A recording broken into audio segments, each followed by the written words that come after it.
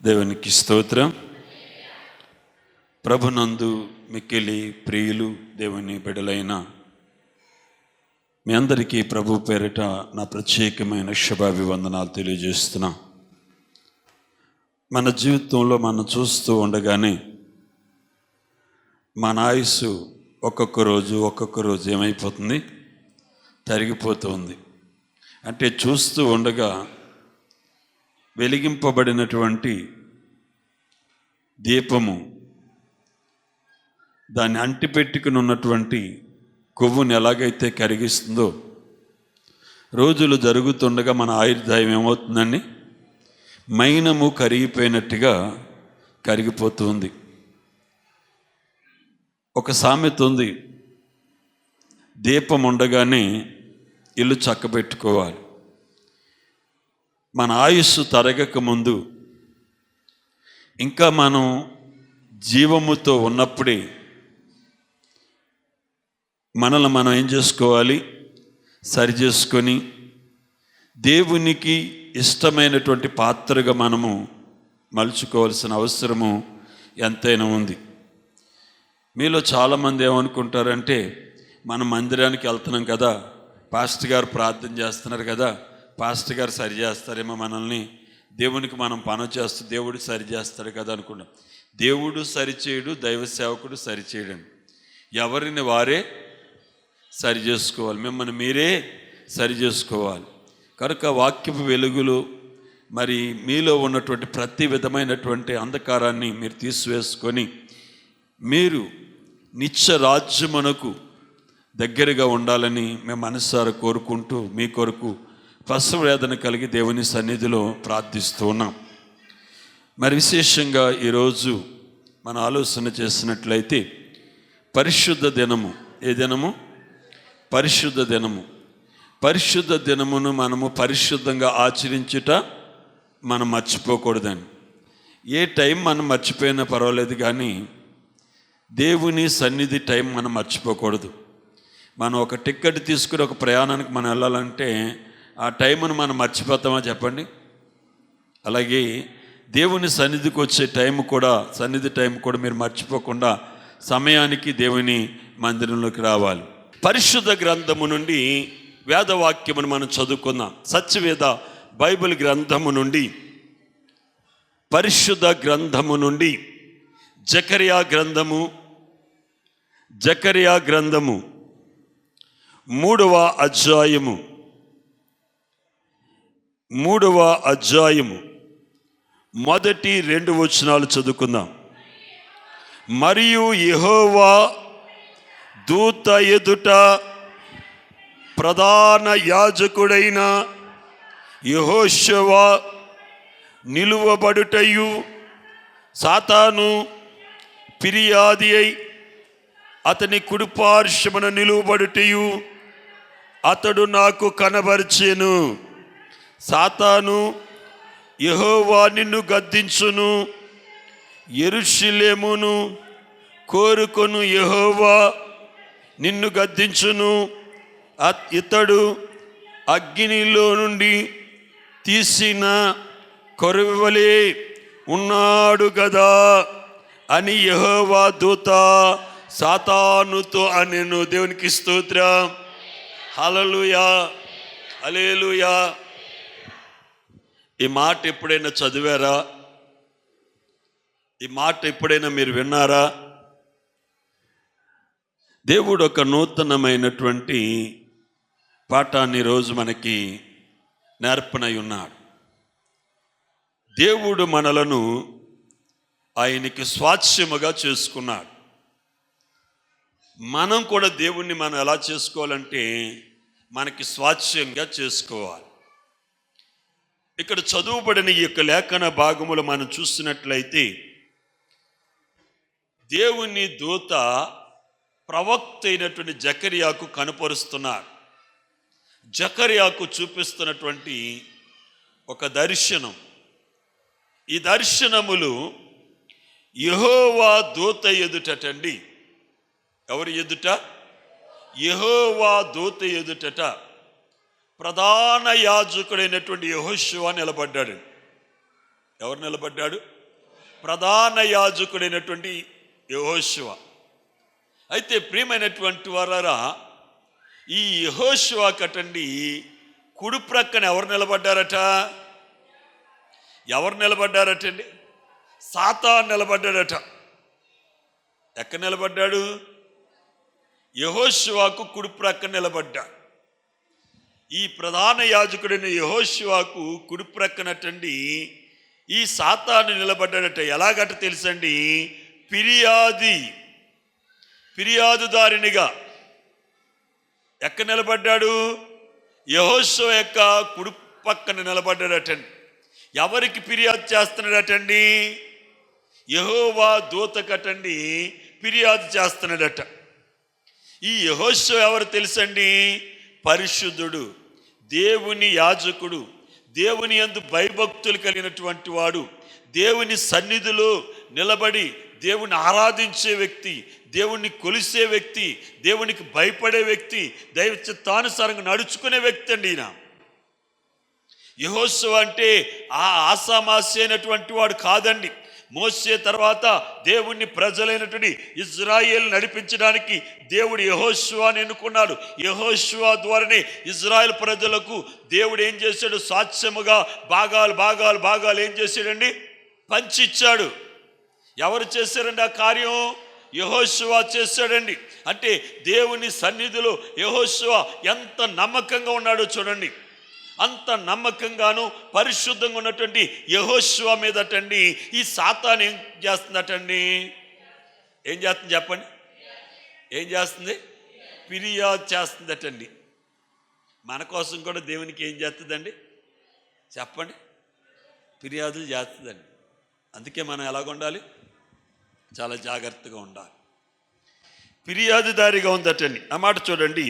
సాతాను ఫిర్యాది అయి అతని కుడిపార్శ్వమున నిలువబడుటయు అతడు నాకు కనపరచును. ఏం చూస్తున్నాడటండి? కుడిపార్శ్వమునటండి, కుడి ప్రక్కన నిలబడదట. ఎవరు? సాతానండి. నిలబడి ఏం చేస్తుందటండి? అతని మీద ఫిర్యాదు చేస్తుందటండి. అయితే సాతాను అక్కడికి ఎందుకు వెళ్ళిందో తెలుసండి? అది ఏంటంటే తెలుసండి, ఈ సాతాను గురించి అక్కడ దూత అంటుంది, సాతానా, యెహోవా నిన్ను గద్దించును. దేవుడు దాన్ని ఏం చేస్తున్నాడండి? ఏం చేస్తుంటే గద్దిస్తున్నాడు? ఫిర్యాదు చేస్తుంటే గద్దిస్తున్నాడు. ఎందుకంటే ప్రధాన యాజకుడైన యెహోషువ గూర్చి దేవునికి తెలుసండి. అతని ప్రవర్తన అటండి దేవుని సన్నిధులు ఎలాగుందటో తెలుసండి? నిందారహితంగా ఉందటండి. అతడు దేవునికి భయపడేవాడు, దేవుణ్ణి ఆరాధించేవాడు. ఈ యెహోషువ ఎలాగున్నాడు తెలుసండి? నేనును నా ఇంటి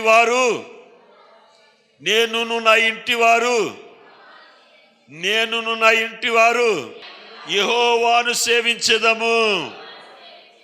మనం ఈ వాక్యాన్ని, ఈ మాటను మనం నెరవేర్చాలి.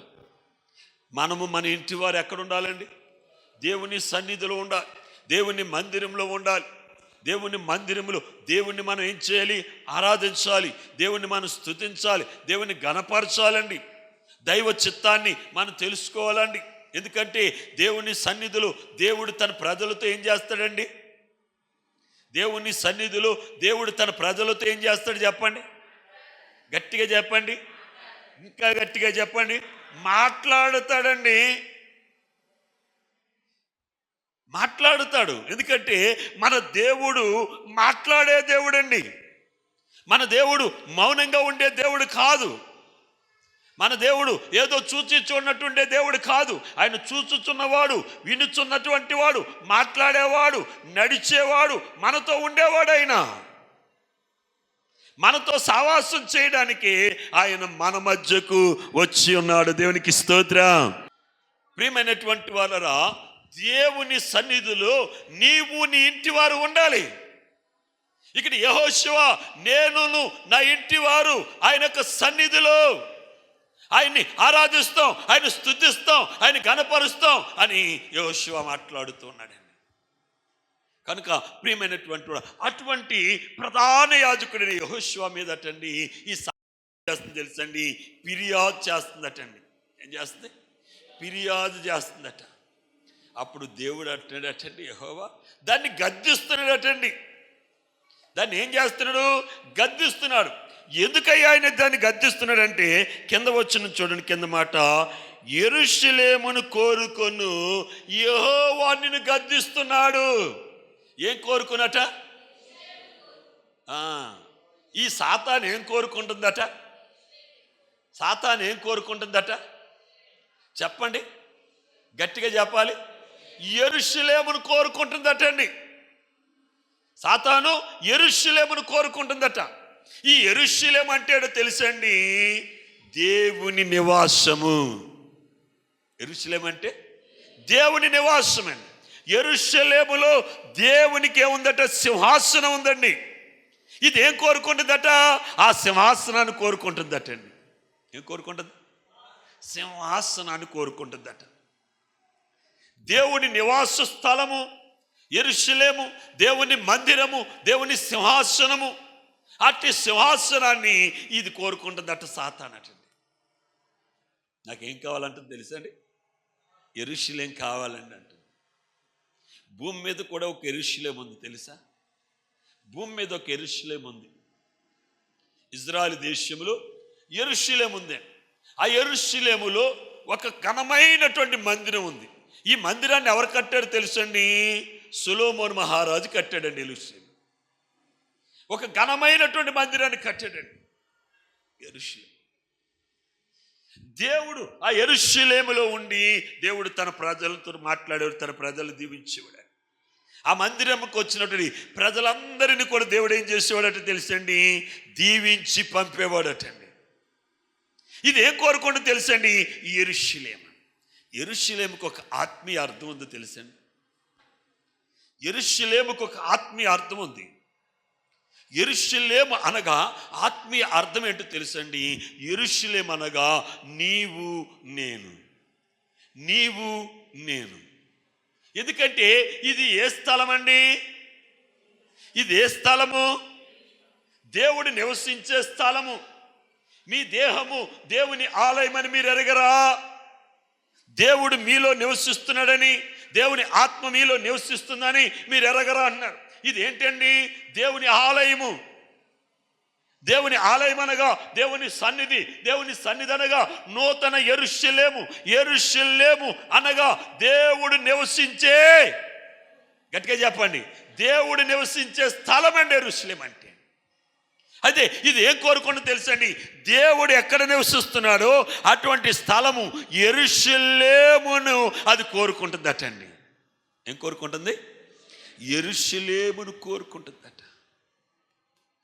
ప్రియమైనటువంటి వారు, అందుకే దేవుడు దాన్ని ఏం చేస్తున్నాడు చూడండి, చెప్పాలి.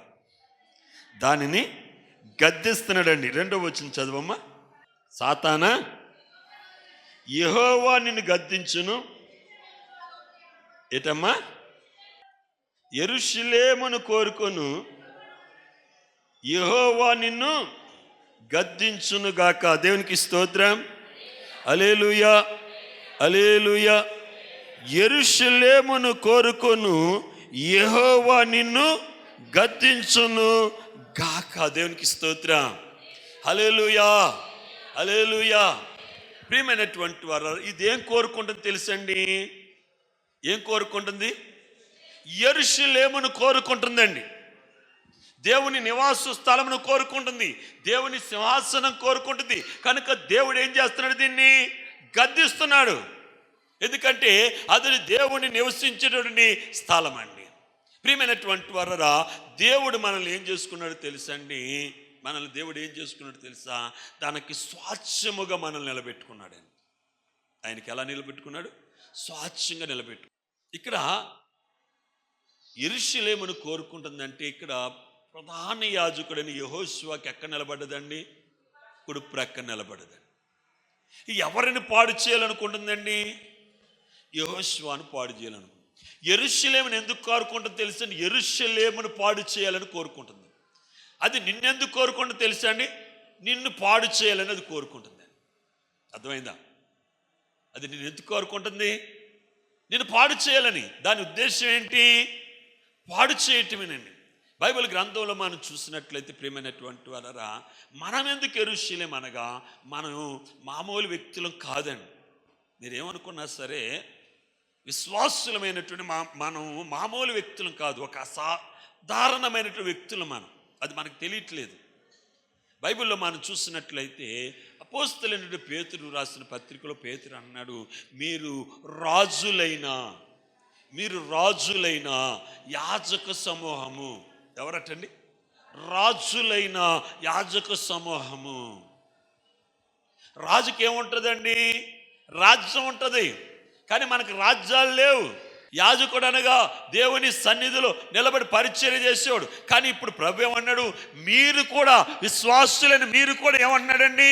యాజక సమూహం అన్నాడు. దేవునికి స్తోత్రం, హల్లెలూయా, హల్లెలూయా.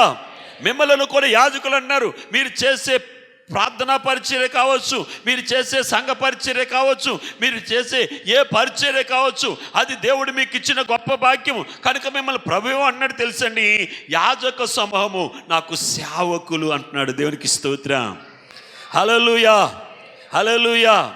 మనల్ని దేవుడు ఏం చేశాడంటే రాజులుగాను, అంటే ఈ భూమి మీద ఏదో కూర్చుకోవడానికి కాదండి. యాజకునికి దేవుడు ఒక ప్రత్యేకమైన స్థితి ఇచ్చాడు. దేవుడు ఇజ్రాయెల్ ప్రజలందరికీ కూడా ఏం చేశాడు తెలుసండి? స్వాస్థ్యం పంచిచ్చాడండి. ఇజ్రాయెల్ ప్రజలకి అందరికీ స్వాస్థ్యం పంచిచ్చాడు. అయితే యాజకుల దగ్గరికి వచ్చాడండి ఆయన. ఎవరి దగ్గరికి? యాజకుల దగ్గరికి వచ్చాడండి. ఎవరు? అహరోను సంతతి వారు, అంటే లేవి సంతతి వారు. అర్థమవుతుందమ్మా నా మాటలు? దేవుడు ఇజ్రాయెల్ ప్రజలందరికీ కూడా స్వాస్థ్యంగా పంచిచ్చాడు. ఈ భూభాగం నీది, ఈ భూభాగం నీది, ఈ భూభాగం నీది అని. మరి దేవుడి పరిచర్య చేసే వాళ్ళకి కూడా ఏమవ్వాలి? చెప్పండి. ఇవాళ ఒక్కర్లేదా? ఏమండి, ఇవాళ ఒక్కర్లేదా? దేవుడు ఇవ్వలేదండి, ఇవ్వనన్నాడు ఆయన. చూడండి, సంఖ్యాకాండం చూడండి, 18వ అధ్యాయం 20వ వచనం. మరియు యెహోవా అహరోనుతో ఇట్లనెను, వారి దేశములో నీకు స్వాస్థ్యము కలగదు. అర్థమవుతుందా? అహరోనుతో దేవుడు అన్నాడు, వారి దేశములో ఏ పాలు తేనెలు ప్రవహించు దేశమునకు మీరు వెళ్తున్నారు, అక్కడ నీకేముండదు అన్నాడు. నీకు భూమి ఉండదు, నీకు ఇల్లు ఉండదు, నీకు వాకిలు ఉండదు, నీకేమి ఉండవు. అంటే నీకేమి ఇవ్వనంటున్నాడు ఆయన. ఏమన్నాడండి? ఏమి ఇవ్వనంటున్నాడు. నీకేమి నేను ఇవ్వను, ఏమి కలగదు. వారి మధ్యన నీకేముండదు అన్నాడు. పాలు ఉండదు, వారితో సమానంగా నీకేమి ఇవ్వను నేను అన్నాడు. ఇవ్వనైనా ఏమన్నాడు తెలుసండి? ఇజ్రాయెల్ మధ్యన నీ పాలు, నీ స్వాస్థ్యము నేనే. నమ్ముచున్న వారు గట్టిగా 2 చేతులు పైకెత్తి గట్టిగా దేవునికి స్తోత్రం చెప్దామా? తప్పలు కూడా దేవుని మహిమపరుద్దామా? గట్టిగా, గట్టిగా, ఇంకా గట్టిగా దేవునికి స్తోత్రం, హల్లెలూయా. ఇక్కడ దేవుడు అహరోనుతో అన్నాడు, నీకు వారి మధ్యన భూములు ఉండవు, వారి మధ్యన నీకు ఇల్లులు ఉండవు, కానీ నీకు వారి మధ్య నేను ఎలాగుంటాను తెలుసా? నేనే నీకు స్వాస్థ్యముగా ఉంటాను, నేనే నీకు స్వాస్థ్యముగా ఉంటాను. అయితే యాజకులమైన మనకు స్వాస్థ్యం ఎవరండి? గట్టిగా చెప్పండి. ఎవరు మనకి స్వాస్థ్యం? దేవుడే మనకి స్వాస్థ్యం, యెహోవాయే మనకి స్వాస్థ్యం. కనుక ఆ దేవుడు అయి ఉన్నటువంటి ఆ స్వాస్థ్యమును మనం పోగొట్టుకోకుండా దాన్ని ఏం చేసుకోవాలండి? కాపాడుకోవాలి. ఒకవేళ మనం ఈ భూమి మీద ఆయనను స్వాస్థ్యముగా కలిగి ఉండుకోకుండా 100 ఎకరాలు మనం స్వాస్థ్యంగా కలిగి ఉన్నాం అనుకోండి, మనం పరలోకం వెళ్తామా? చెప్పండి గట్టిగా. 100 ఎకరాలు మనకు పొలం ఉందనుకోండి, వెళ్తామా? 100 ఇల్లులు ఉన్నాయనుకో, వెళ్తామా? ఏమండి, 100 కోట్లు ఉన్నాయంటే వెళ్తామా? ఏమండి, అందుకే దేవుడు మనకి ఏమిస్తానండి స్వాస్థ్యంగాను? నేనే మీకు స్వాస్థ్యం అంటున్నాడు. అంటే దేవుడే మనకి ఎలాగున్నాడండి? స్వాస్థ్యముగా ఉన్నాడు. దేవునికి స్తోత్రం. స్వాస్థ్యముగా ఉన్న దేవుడు మనకి ఏమిస్తున్నాడో తెలుసండి? మనకు స్వాస్థ్యమై ఉన్నటువంటి దేవుడు మనకి ఏమిస్తున్నాడు తెలుసా?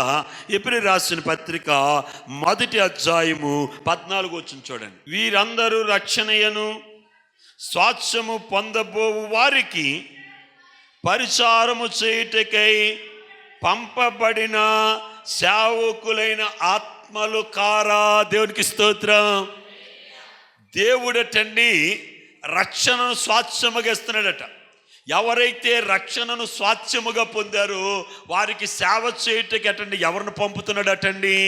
సేవకుల ఆత్మలు వచ్చాటండి. ఏమొచ్చట చెప్పండి అమ్మా. రక్షణను స్వాస్థ్యముగా దేవుడిస్తున్నాడు. రక్షణ స్వాస్థ్యముగా ఎవరైతే పొందారో వారికి పరిచర్య చేయడానికి అటండి దేవుడటండి సేవకులైన ఆత్మలనటండి. ఈ సేవకులైన ఆత్మలు ఎవరు తెలుసండి? దేవుని సన్నిధిలో నిత్యము దివారాత్రులు ఆయనను స్తుతిస్తున్న సేవకులు. ఆయన స్తుతిస్తున్న సేవకుల ఆత్మలు అనగా దేవదూతల ఆత్మలు వచ్చి ఏం చేస్తున్నాయి చెప్పండి? చెప్పండి ఏం చేస్తున్నాయి?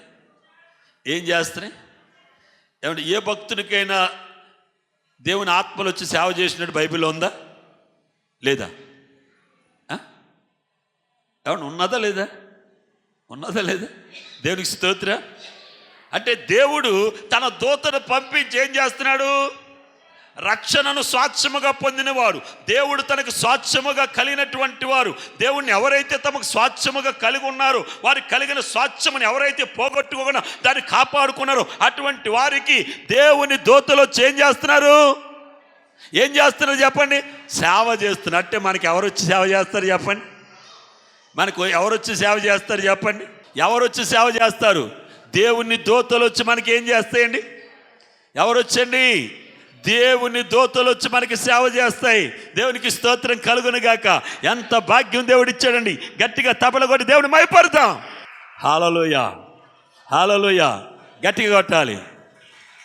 వినబడట్లేదు, ధ్వనిలు పోవాలి. ఇక్కడ ఉన్నటువంటి దురాత్మక నుంచి పారిపోవాలి.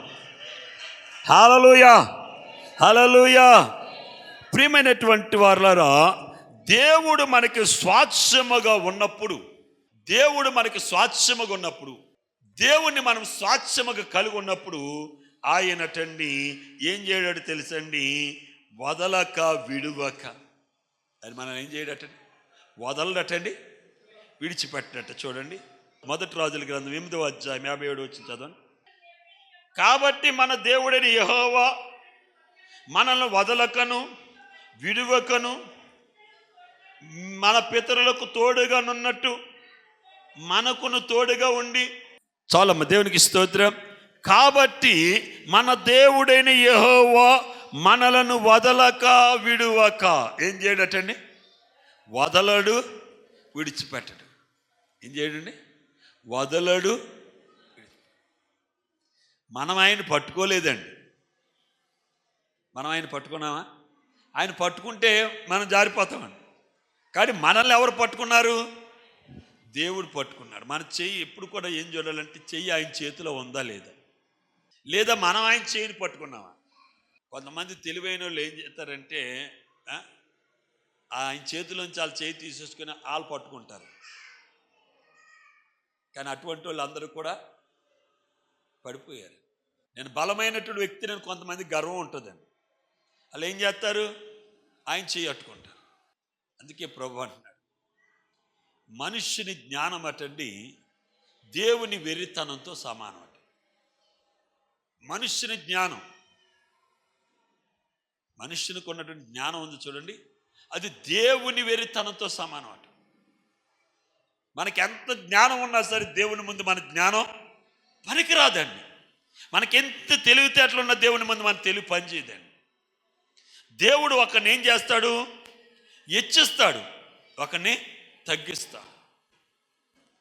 కనుక మనము దేవుని మీద ఆధారపడాలి. ఆయనను మనం స్వాస్థ్యముగా కలిగి ఉండాలని. మన స్వాస్థ్యం ఎవరంటే దేవుడు. దేవుడు మనల్ని ఎలా చేసుకున్నానని చెప్తున్నాడండి? మీకు భూములు కట్టే ఇస్తానని చెప్పట్లేదండి. అహరోనికి భూములు ఇస్తానన్నాడా? భూమి మీద ఉన్నటువంటి మిగిలిన వారికి ఉన్నట్టుగా మీకు పాలు పంపులు కలుగుతాయని చెప్తున్నాడా? ఏమీ లేదు, మీకు ఏమి ఇవ్వనంటున్నాడండి. మరి ఏమి ఇస్తానన్నాడు? ఏమండి, భూములు కావాలా, దేవుడు కావాలా? ఏమండి, దేవుడు కావాలా, భూములు కావాలా? చెప్పండి, ఎవరు కావాలి? మరి దేవుడు కావాలన్నప్పుడు దేవుడిని మనం భూములు కావాలని ఏం చేయకూడదు? భూములు కావాలి, ఇల్లు కావాలని మనం ఏం చేయకూడదు? అడగకూడదండి. ఎందుకంటే దేవుడు వాటిలో నీకు పాలు పంపులేమని అంటున్నాడు. నీకు ఎవరిలో ఇస్తానన్నాడు? దేవునిలోనే పాలు పంపులని. ఆయనే నీకు స్వాస్థ్యము. యెహోవానగు నేనే నీకు స్వాస్థ్యమై ఉన్నాను. నేనే నీకు స్వాస్థ్యము. నీకు మిగిలిన దాంట్లో పాలు పంపులు లేవు. వారికి ఇచ్చినట్లుగా నీకు భాగాలేవని అన్నాడు. నేనే నీ స్వాస్థ్యం. దేవుడు అహరోనుతో మాట్లాడినట్టుగా మనతో కూడా మాట్లాడుతున్నాడు. మన స్వాస్థ్యం ఎవరండి? దేవుడే మన స్వాస్థ్యం. ఆయనే మన స్వాస్థ్యం. కనుక మనం ఈ లోకములో భయపడవలసినటువంటి పని లేదు. దేవుడు ఎలాగున్నాడు తెలుసండి? వదలక విడువక. వదలడు, విడిచిపెట్టాడు. తల్లిదండ్రులు విడిచిపెట్టేయచ్చు, భార్య విడిచిపెట్టేయచ్చు, బిడ్డలు విడిచిపెట్టేయచ్చు. ఈ లోకంలో ఒకటి ఉందండి. మనం కూడా మన మనుషులం కాబట్టి మనం కూడా ఏం చేస్తామంటే, మనల్ని ప్రేమించేవారిని మనం ద్వేషిస్తూ ఉంటాం, ద్వేషించేవారిని ఏం చేస్తాం? అంతే కదండి. ఎవరైనా మనల్ని ప్రేమిస్తున్నారు వాళ్ళని ఏం చేస్తాం? మనం ద్వేషిస్తూ ఉంటాం. అలాగే ఎవరైనా ద్వేషిస్తున్నారు అనుకున్న వాళ్ళని ఏం చేస్తాం? చెప్పండి, చెప్పాలి. అదే జరుగుతుందండి. మనం చేసేది అది మన. కానీ ప్రియమైనటువంటి వారరా, దేవుడు తను ప్రేమించే వారిని ప్రేమిస్తున్నాడు, ద్వేషించే వారిని కూడా ఆయన ప్రేమిస్తున్నాడు. ప్రేమించే వారిని ప్రేమిస్తున్నాడు, ద్వేషించే వారిని కూడా ప్రేమిస్తున్నాడు. ఆయన మనకిచ్చిన స్వాస్థ్యం ఏంటో తెలుసండి? రక్షణ. దేవుడు మనకిచ్చింది ఏంటి? రక్షణ. రక్షణను మనకు స్వాస్థ్యంగా ఇచ్చాడు. ఈ రక్షణను పోగొట్టుకోకుండా మనం ఏం చేయాలండి? బైబిల్లో మనం చూసినట్లయితే దేవుణ్ణి స్వాస్థ్యముగా కలిగి ఉన్నాడు దావీదు. ప్రార్థన చేసుకుందాం. పరిశుద్ధుడు అయిన తండ్రి, కృపగల దేవ, నీ శ్రేష్టమైన నామమును బట్టి నీకు స్తోత్రాలు చెల్లిస్తున్నా. యెహోవా తనకు స్వాస్థ్యముగా కలిగిన జనులు ధన్యమని సెలవిచ్చు. ఇదిగో నాయన, నువ్వు సెలవిచ్చు, నేనే మీకు స్వాస్థ్యంగా ఉన్నాను. అవును నాయన, మా స్వాస్థ్యము నీవే నాయన. మా ఆధారము, మా ఆశ్రయము, మా ఆస్తి, మా కొండ, మా కోట, మా నిరీక్షణ అన్నీ నీవే ప్రభునైనా. నిన్ను మేము పోగొట్టుకోకున్నట్లుగా, నిన్ను విడువక ఎడబాయక నువ్వు మమ్మల్ని విడిచిపెట్టడం ఎడబాయటం కాదు. కానీ నైనా మేము మిమ్మల్ని విడువక ఎడబాయక ఈ విశ్వాస యాత్రలో కొనసాగే కృపను దయచేయమని ప్రార్థన చేస్తున్నాను. విత్తబడిన వాక్యము ప్రతి ఒక్కరి హృదయములోనైనా మీరే పేరు పేరున మరి దీవించమని ప్రార్థిస్తున్నాను. అలాగే ఈ లైవ్ ద్వారా ఎంతమంది అయితే ఈ వర్తమానమును విని ఉన్నారు ప్రభా, ఈ వాక్య సందేశాన్ని విని ఉన్నారు, ఈ ప్రార్థనలో పాలు పంపులు పొందారు, వారందరినీ, వారి కుటుంబాలను, వారి కలిగిన సమస్తమును మీరు దీవించి నీ రాకడకు సిద్ధపరచమని యేసుక్రీస్తు పరిశుద్ధ నామమును బట్టి ప్రార్థించి స్తుతించి బతిమాలు వేడుకుంటున్నాము తండ్రి. ఆమేన్.